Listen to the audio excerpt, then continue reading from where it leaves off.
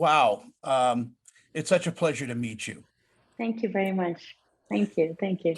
Um, living in two worlds, as you kind of do, going back and forth to India and back here, Mhm. um, it seems to be very patriarchal in both places. And we're hit with that. We're hit with the boyfriend thing, Mhm. and trying to please somebody, and yet they don't want to turn around and please their girlfriends. There's this Mhm. macho Mhm. thing. Is that what kind of was the catalyst for this? Um, well, I guess there were these several topics that, would consistently go on in my mind all the time, whether it was narcissism or physical abuse or mental abuse. But the actual catalyst was when a boyfriend of mine would never pick up the phone. Hmm. So one day I thought that, what if the worst thing in the world happened to me and this man doesn't pick up the phone? And when I looked around, it seemed to be kind of a very common thing, a very normal thing that kind of happens for a lot of people. And I thought that that would be a nice kind of way into deal with much more larger issues. So that's kind of where it started up from. Like, just if someone consistently calls you not answering the phone, whether it's your boyfriend or husband or mom or dad, you know what I mean? Like, when there's a sense of urgency, what part of you automatically just shuts off and says, no, it's okay, I'll just deal with that later when someone's in urgency? Like, what part of your character does that actually pull off? And then, of course, the consistent amount of physical abuse that I've always seen, and mental torture that I've always seen. So I kind of want to wrap everything in together. So yeah. It really speaks to the film speaks to all of that, and yet your character, you come through it, Mhm. not unscathed, but you come Mhm. through it being a much better and focused person. Yeah, I mean, oh, it's bad enough that you get tortured, like it's bad enough that something like physical violence can happen to a woman at any point in her life, Mm. pretty much anywhere in the world. But then it's also the after effects, you're branded as a victim, you're honor shamed for the most part.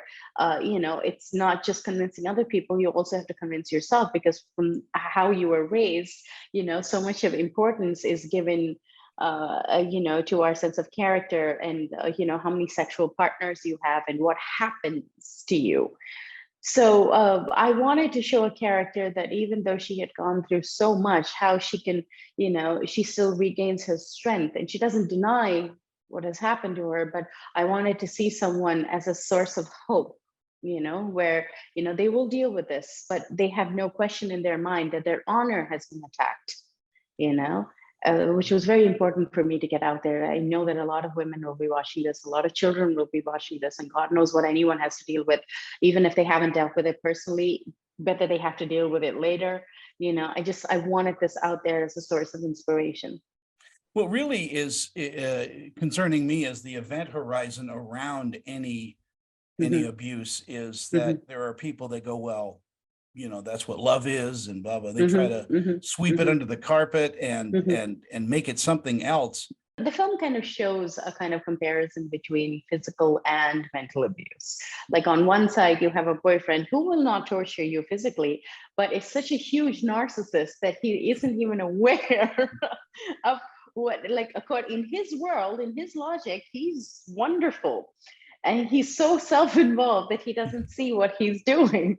And I think during a lot of the screenings, one question that a lot of people asked me was, if she's seemingly smart, Hmm. she has enough of a global reference, she's coming down to make a documentary, why is she with him? And I said that that's what life is about. If you look around you, you'll be asking everyone the same question: why is she or he with him or her? When it's obvious. But the truth is, we all make exceptions and reasons, and we all have our own logic as to why we go through trauma, and why we go through, obviously nonsensical sort of torture. But as long as realization strikes soon enough, I guess you can always kind of try and heal from it. But it was very important for me to showcase that, because sometimes people don't really take into account how much mental trauma can do when you're not even considered an actual person, you know? So, yeah. Was the film a bit of therapy for you?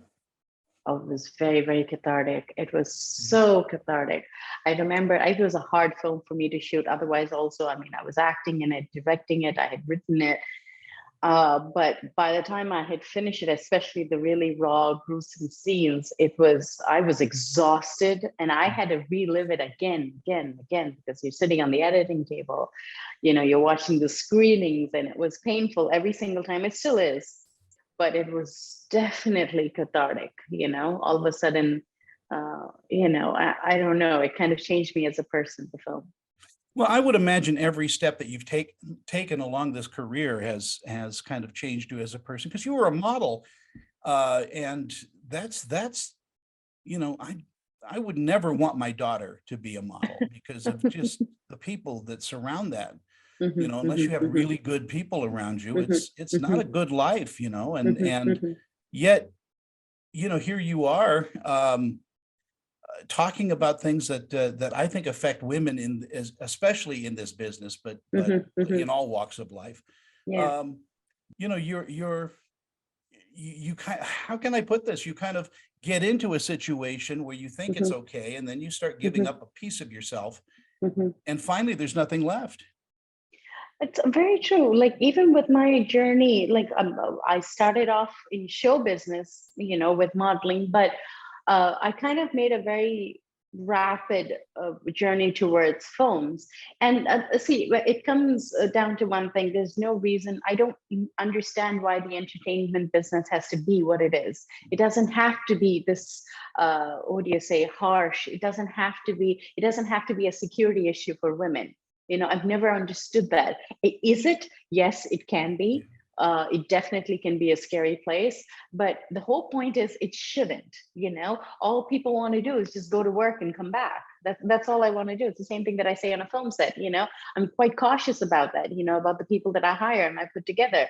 I'm like, we're here to make a film. You know, everything else can. You know, this isn't some other kind of business. It's a creative field. Everyone, you know, I don't understand the.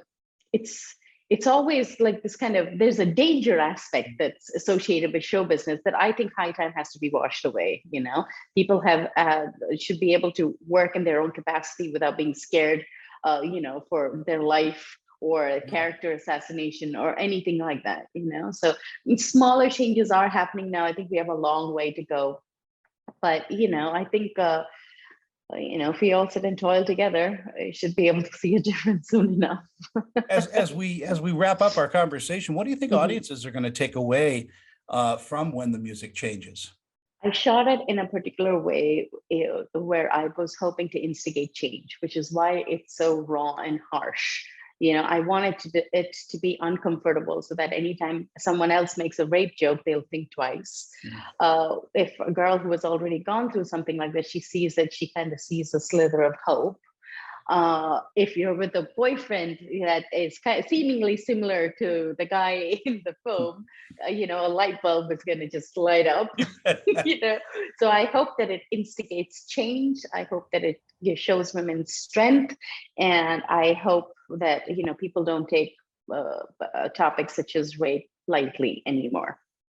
Yeah, I think that's a huge problem because, you know, as human beings, we joke about things, Yeah, but when that joke becomes mainstream and becomes the yeah, norm, we take away from the horror and the tragedy of hmm, situations like that.